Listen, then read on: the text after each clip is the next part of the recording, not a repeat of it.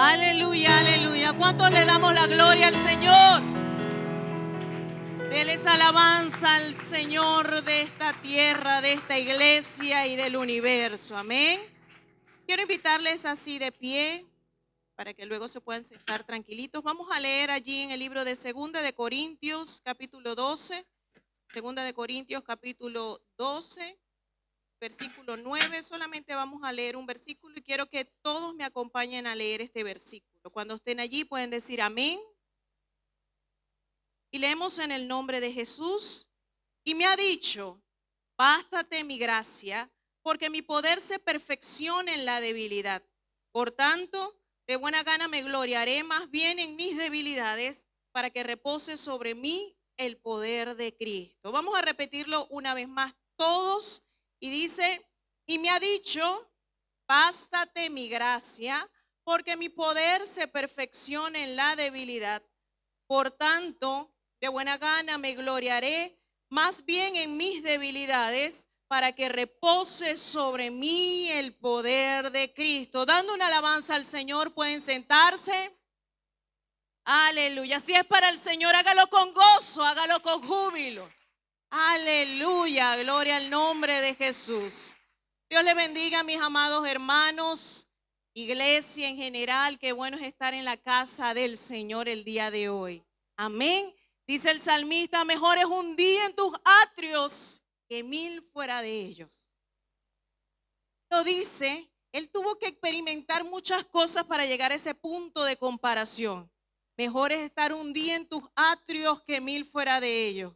Y realmente hoy nosotros tenemos esa oportunidad hermosa de estar en la casa del Señor, de poder gozarnos, un lugar de refugio, un lugar de reposo, un lugar donde venimos a tener contacto con el Rey de Reyes y Señor de Señores. Amén. ¿Y cuántos se sienten gozosos por eso? Aleluya, gloria al nombre de Jesús. Hermanos, sean todos bienvenidos.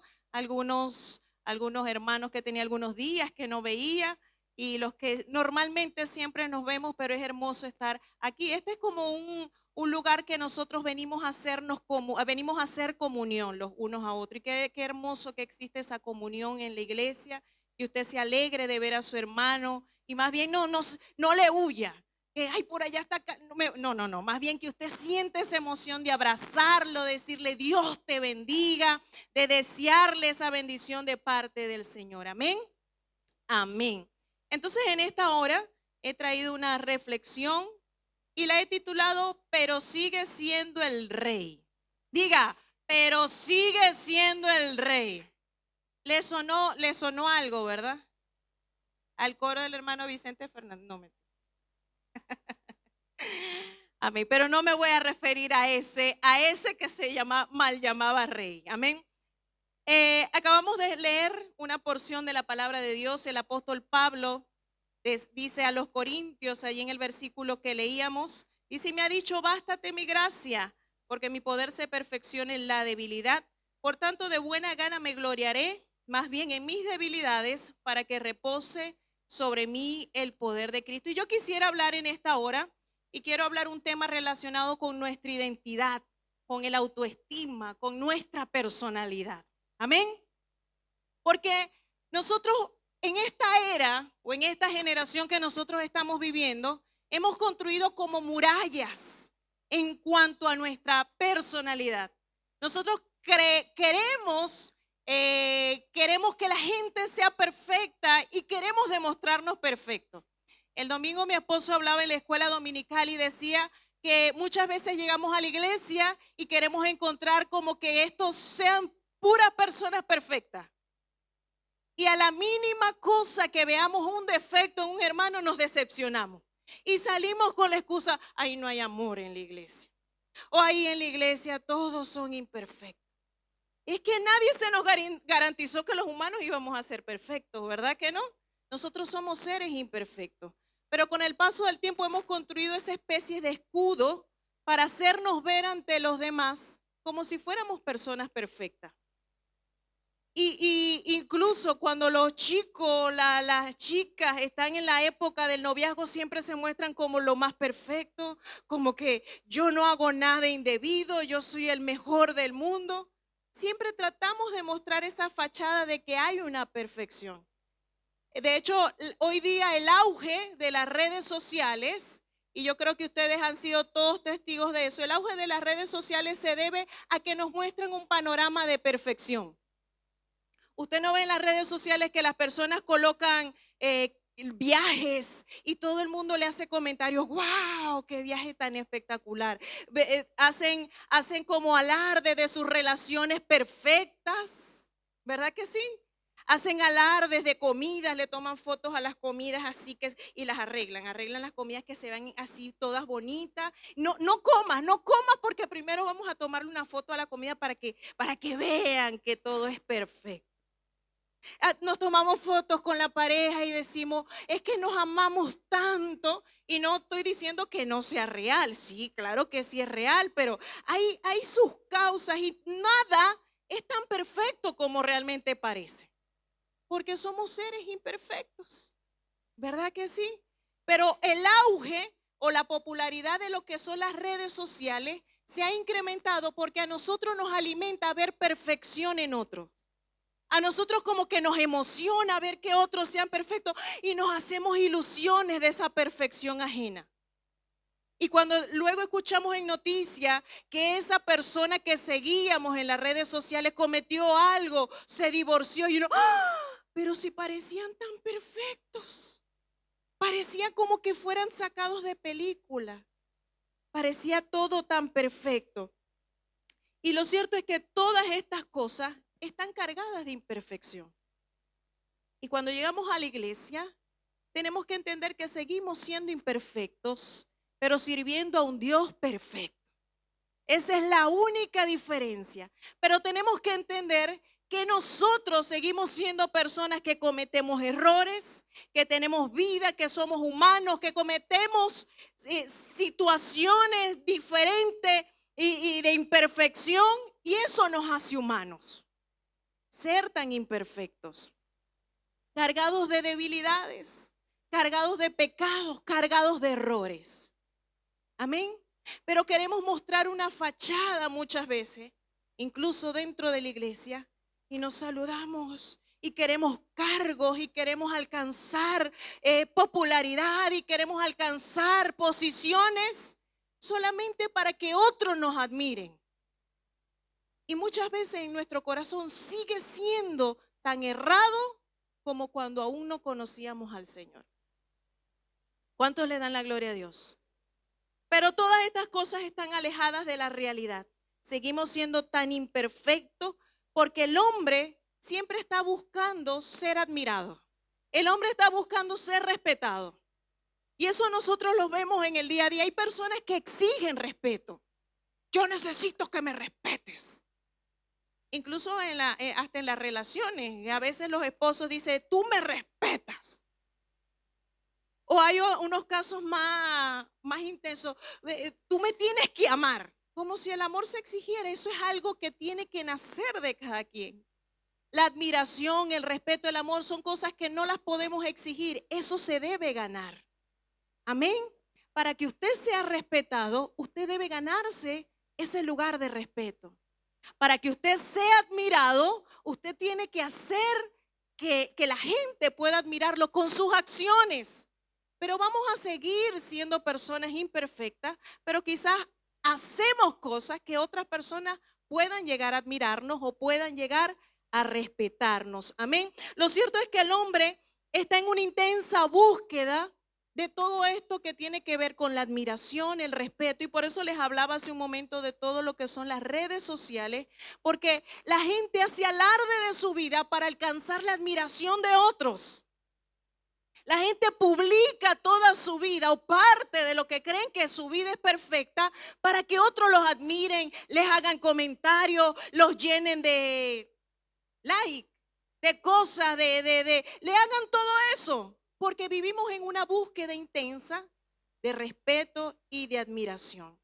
En el versículo que leímos al principio, el apóstol Pablo, uno de los discípulos, el apóstol más reconocido que nosotros siempre hablamos de él en la Biblia, hace mención hace mención en este versículo y dice, de buena gana me gloriaré más bien en mis debilidades. ¿Sí me está entendiendo? El apóstol Pablo dice, me voy a gloriar de mis errores, de lo imperfecto que soy, pero es para que la gracia del Señor sea el que me sostenga, sea la gracia de Dios, sea quien me dé el poder. Pero no soy yo, no son mis atributos.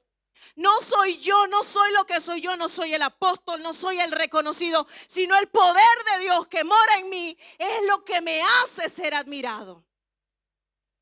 Pero es el poder de Dios, es la gracia de Dios. No soy yo simplemente soy un instrumento en las manos de Dios, amén.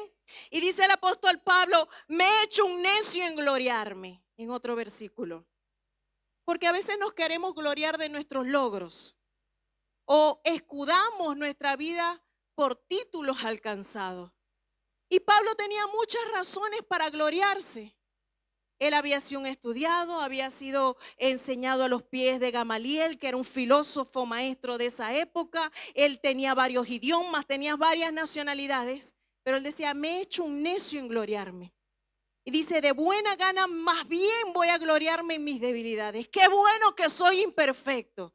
Qué bueno que tengo errores. Porque eso me hace entender que no soy yo el que hace las cosas, sino el poder que mora en mí. Y ese poder solamente lo da nuestro Dios. Ese poder solamente es a través del Espíritu Santo. Gloria al nombre de Jesús. Dice la palabra de Dios en el libro de Romanos capítulo 12. El versículo 3 dice, digo pues, por la gracia que me es dada a cada cual que está entre vosotros, que no tenga más alto concepto de sí que el que debe tener, sino que piense de sí con cordura, conforme a la medida de fe que Dios repartió a cada uno. Amén. Pero comienza el versículo, dice, digo pues, a cada cual que esté entre vosotros, que no tenga más alto concepto de sí que el que debe tener. Y el apóstol Pablo se lo decía a la iglesia en Roma. Quizás habían personas que creían que habían alcanzado una posición y ya veían a los demás así, por encima del hombro. O no querían hablar con las demás personas, porque ya yo soy el apóstol, ya yo soy el plenipotenciario obispo de los diáconos de no sé qué cosa. Y comenzaban a tener esa clasificación de rango. Y el apóstol Pablo dice, ninguno tenga más alto concepto de sí que el que debe tener. Aquí todos nosotros, aunque tenemos diversidad de dones y ministerios, somos un cuerpo en Cristo. Y somos tan necesarios los unos de los otros, porque el Señor nos hizo llamar cuerpo. Y cuando hacemos la comparación del cuerpo con el cuerpo humano, nosotros no podemos decirle a un dedo chiquito, ya no te necesito, te voy a quitar, porque me va a doler. Hasta los miembros que parecen insignificantes son importantes, y eso también ocurre en la iglesia. Así que ninguno puede tener más alto concepto de sí que el que debe tener, sino que pensemos cada uno de nosotros con cordura, conforme a la medida de fe que el Señor nos ha dado. Lo cierto es que nuestra identidad está refugiada en Cristo. No soy yo, es el poder que mora en mí. No soy yo quien hace aquello, sino Cristo que mora en mí. No soy yo la que predico, es Dios que pone el sentir. No soy yo quizás la que tiene un don de servir, sino el amor de Dios que mora en mí. Así que cada uno de nosotros no podemos pensar más alto, sino que hemos sido llamados para un propósito y todo lo logramos cuando servimos al Señor. Ahora muy bien. El relato que acabamos de hablar hablaba de Pablo, pero en realidad el título que le he puesto a esta reflexión tiene que ver con un relato que nos habla en el libro de 2 de Samuel capítulo 6, y es un versículo, es un relato muy fascinante de la palabra de Dios, y nos habla del rey David cuando llevaba el arca de regreso a Jerusalén. Eso está en el libro de 2 de Samuel, capítulo 6, desde el verso 12 en adelante. Y se los voy a parafrasear un poco. Dice la palabra de Dios que el rey David estaba en el auge, como que en la cúspide en su humanidad, como que había alcanzado la popularidad máxima. Era un rey famoso, había sido ungido como rey de Israel. Amén.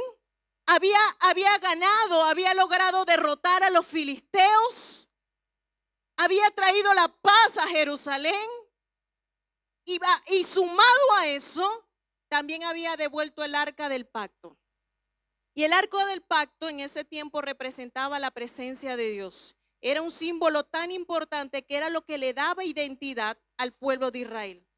Lo cierto es que en ese momento David era la persona más famosa de Israel. El pueblo lo amaba, el pueblo lo adoraba, el pueblo lo ovacionaba. Le decía, Saúl mató a sus 1000, pero David a sus 10,000. Es decir, comparaban, ponían rango de popularidad. Él hizo mucho, pero David hizo más. Y quizás eso podía ser motivo de dañar el corazón de David, porque David era un hombre y estaba viendo que estaba recibiendo reconocimiento más que el rey anterior, que había sido el primer rey de Israel.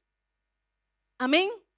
Pero dice la palabra de Dios que cuando David trajo el arca de nuevo a Jerusalén, dice la palabra de Dios que él danzaba y danzaba con toda su fuerza.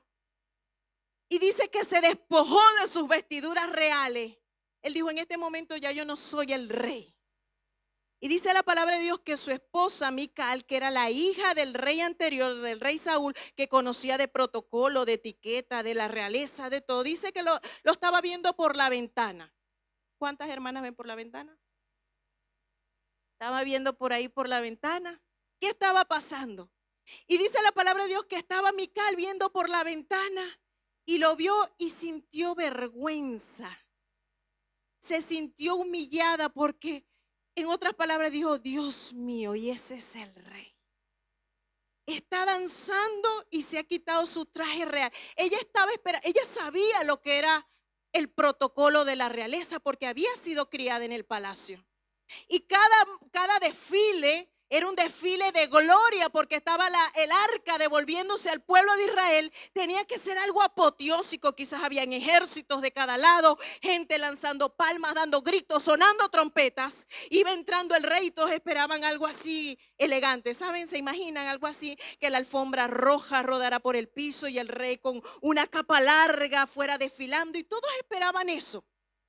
Y dice la palabra de Dios que el rey se despojó de su vestidura y comenzó a danzar como si no le importara nada, como si nadie lo estuviera viendo. Amén. Voy a leer algunos versículos de allí de 2 de Samuel capítulo 6. En el versículo 13 dice, y cuando los que llevaban el arca de Dios habían andado 6 pasos, él, es decir, David, él sacrificó un buey y un carnero engordado. Es decir, los que llevaban el arca iban apenas 6 pasos y David de la emoción dijo, no, hay que hacer un sacrificio. Y recordemos que el sacrificio era un símbolo de adoración. Necesitamos adorar porque esto es demasiado grande y yo necesito adorar. El versículo 14 dice, y David danzaba con poquita fuerza, con toda su fuerza delante de Jehová, y estaba David vestido con un efod de lino.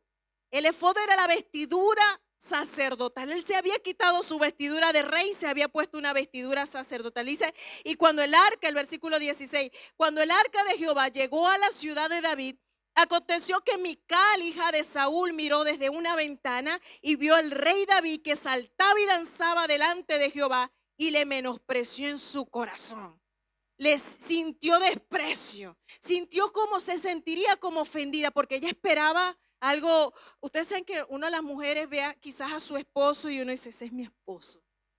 Se siente cuando hace algo así como importante, uno se siente identificada.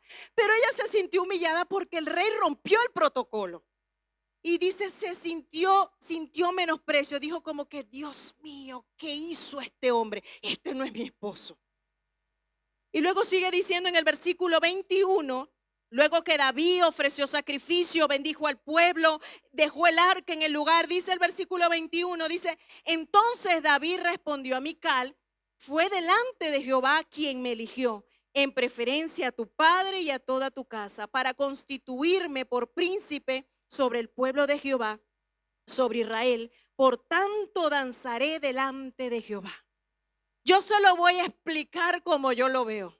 El rey David dijo, A mí no me importa lo que piense la gente. A mí no me interesa que yo sea o no sea el rey. Yo sé que sigo siendo el rey. Porque a diferencia de tu padre y de tu familia, yo fui elegido rey. Pero me voy a quitar mi vestidura porque yo soy ahora un adorador. A mí no me interesa la fama. A mí no me interesa la popularidad. A mí no me interesa mi vestidura. Yo soy un adorador del Señor. Y en estos momentos no me importa lo que piensen. No me importa lo que digan. Yo sé que soy el rey, pero soy alguien que adora al Señor. Eso fue lo que hizo David. Él no le importó el protocolo. Él no le importó lo que le decían. Y hoy en la iglesia somos tan estáticos para adorar al Señor. Somos tan, me van a ver.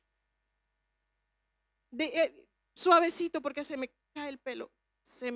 Los tacones, no puedo con los tacones. Somos tan fríos para adorar. Nos importa tanto el que dirán. ¿Dónde están los corazones que adoran? Ante cualquier fachada que nosotros tengamos aquí en la iglesia, usted y yo somos hijos de Dios. Usted y yo somos adoradores del Señor. Usted y yo somos personas, instrumentos en las manos de Dios.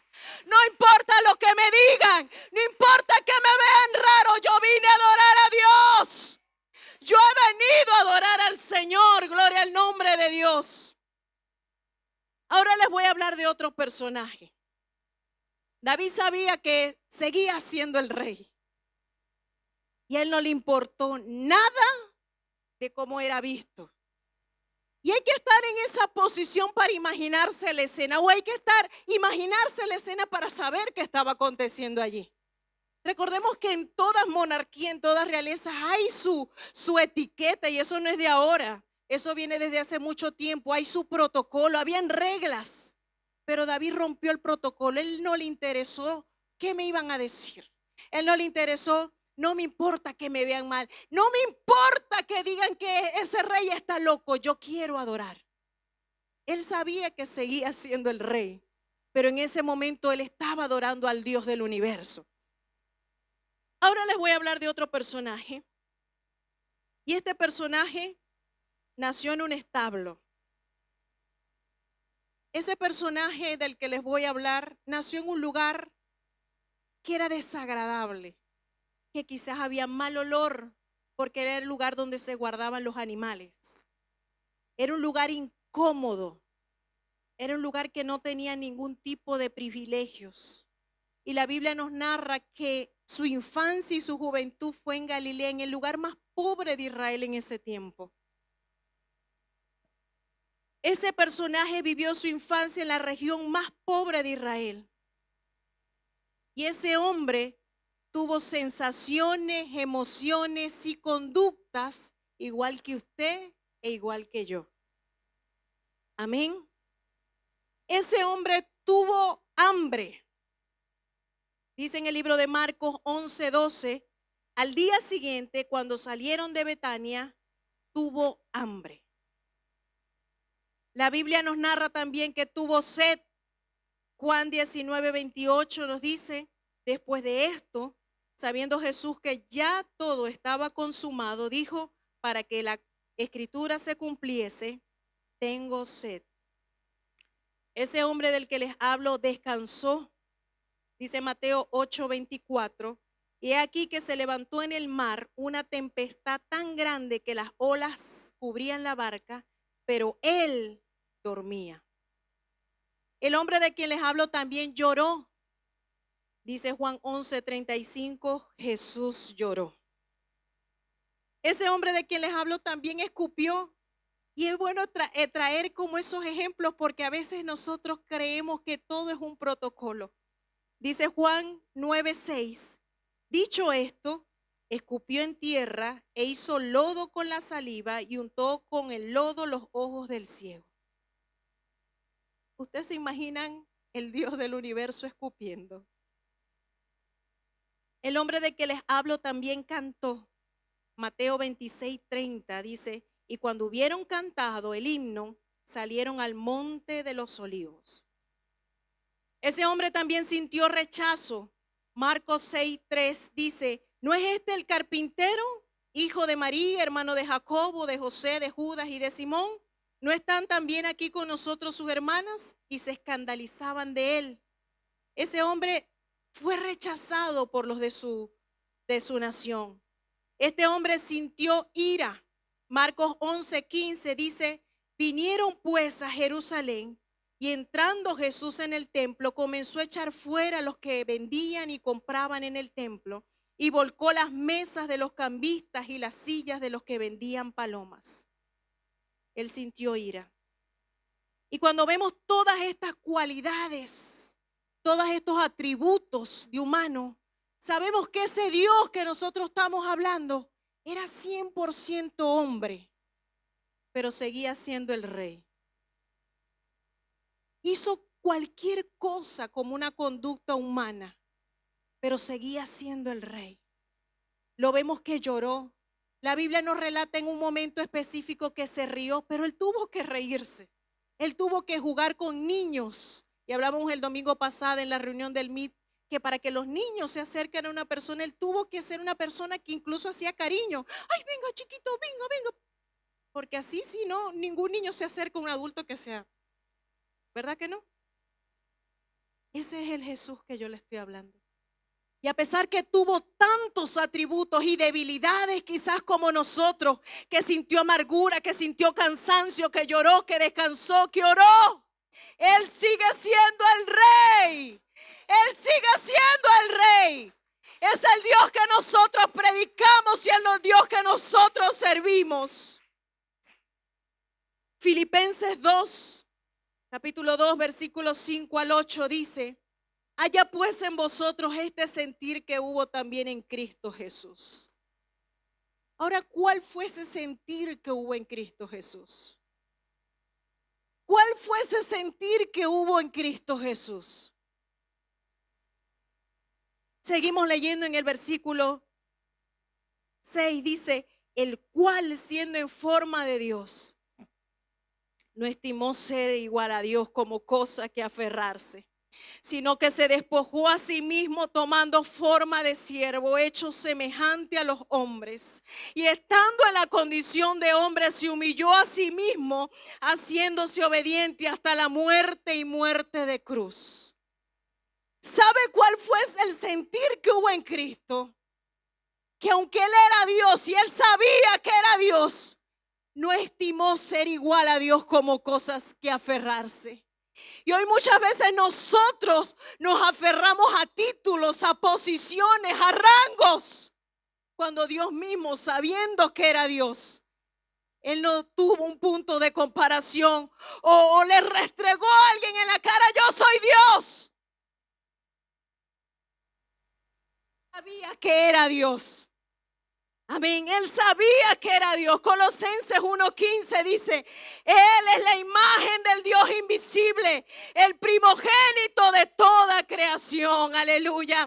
Así que si el Rey de Reyes hubo ese sentir de no aferrarse a su deidad, a su divinidad, se despojó del trono, ¿cuánto más nosotros? ¿Cuánto más usted y yo debemos despojarnos? Podemos tener apellidos importantes, cargos importantes, profesiones importantes, pero aquí lo único que importa es que la gloria sea siempre para el Rey, porque Él sigue siendo el Rey. Él sigue siendo el Rey. Denle un aplauso al Señor Jesucristo. Él sigue siendo el Rey, aleluya. Olvídese del qué dirán. No vivamos de apariencias. Sienta orgullo, pero un orgullo sano es decir, yo sirvo a Cristo. El único título que me importa es ser llamado hijo de Dios. Ese debe ser el título más importante que usted y yo debemos tener en esta tierra, amén. Así que aunque vemos a un rey David, quizás despojándose de su realeza, aunque vemos a un Dios despojándose de su trono, Él sigue siendo el Rey. Él sigue siendo el Rey. Ese Dios que nosotros predicamos y que vive por la eternidad, sigue siendo el Rey. Dale un aplauso al Señor Jesucristo. Póngase de pie en esta hora. Aleluya. Él sigue siendo el Rey. Ojalá nosotros podamos reflexionar en esta hora y saber que debemos gloriarnos en las debilidades, en nuestras debilidades, porque es el poder de Dios el que nos hace ser diferentes, pero es el poder del Señor. Yo no soy nadie si no tengo al Señor Jesucristo. Si yo no tengo al Señor en mi corazón, yo sencillamente no tengo nada que decir, no tengo nada que expresar. Pero ese Dios que yo sirvo sigue siendo el Rey de la eternidad, que ha dejado su trono de gloria a venir a morir por cada uno de nosotros. Amén. Yo en esta hora quiero hacer un llamado. Si hay alguien en esta hora que quiere reconocer a ese Dios poderoso, que quiere reconocer el poder y la majestad del Señor, puede pasar a este lugar para hacer una oración para usted. Si usted ha reconocido que realmente Él es Dios, que Él es el Rey, Él está en este lugar. Él sigue siendo el Rey. Él sigue siendo el Rey. Y cuando nosotros nos acerquemos, cuando nosotros vengamos a la iglesia, recordemos que seguimos siendo seres imperfectos.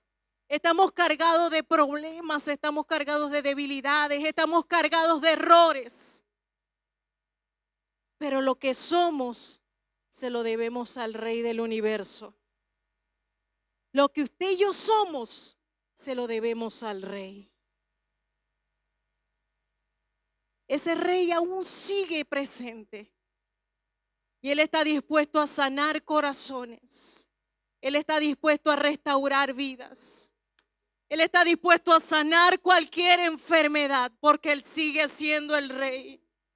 Él está dispuesto a restaurar cualquier situación de nuestra vida porque Él sigue siendo el Rey. Él está dispuesto a traer cualquier situación incorrecta, a restaurarla por lo correcto, porque Él sigue siendo el Rey. Él está dispuesto a transformar nuestros pensamientos de depresión, de ansiedad, de angustia, porque Él sigue siendo el Rey. Él está dispuesto a despojarnos de todo miedo. Él está dispuesto a quitarnos de nosotros cualquier adversidad porque Él sigue siendo el Rey. Él está dispuesto a llenarnos de su gozo y de su paz porque Él sigue siendo el Rey. Él está dispuesto a traer armonía en nuestras vidas y en nuestro hogar porque Él sigue siendo el Rey. Él está dispuesto a hacer lo que quiere o anhela nuestro corazón para bien porque Él sigue siendo el Rey. Y Él está dispuesto a llevarnos a su gloria porque Él lo ha prometido, porque sigue siendo el Rey. Yo espero a ese Rey, yo espero a ese Rey. Tú sigues siendo Rey, tú sigues siendo Dios. Él está dispuesto en esta hora a darte de su Espíritu Santo porque Él sigue siendo el Rey.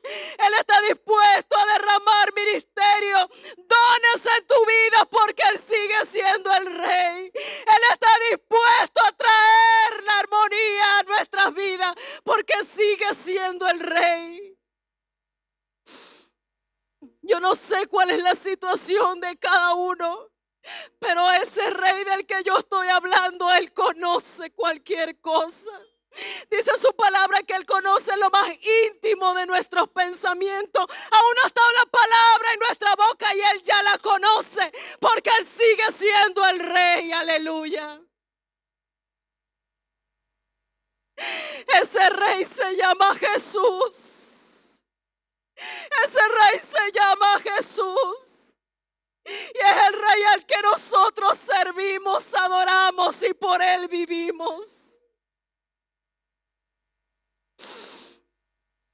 Tú sigues siendo Dios, Señor Jesús, en esta hora, mi Dios amado. Te reconocemos como Rey, como Dios soberano. En esta hora, Señor, te reconocemos, Señor, como el creador del universo. Y venimos ante ti, Señor, con corazones humillados, en adoración a ti como el único Salvador. Hoy, Señor, despojamos de nosotros cualquier capa, Señor, que hemos puesto en nuestras vidas. Cualquier ego, cualquier cosa que sea motivo de orgullo, Señor, quítala de nosotros, porque solamente tú eres el digno de gloria y de alabanza y de honor. Hoy en esta hora, Señor, sabemos que somos personas necesitadas de ti. Que aunque viniste a esta tierra a morir por cada uno de nosotros, tú sigues siendo el Rey.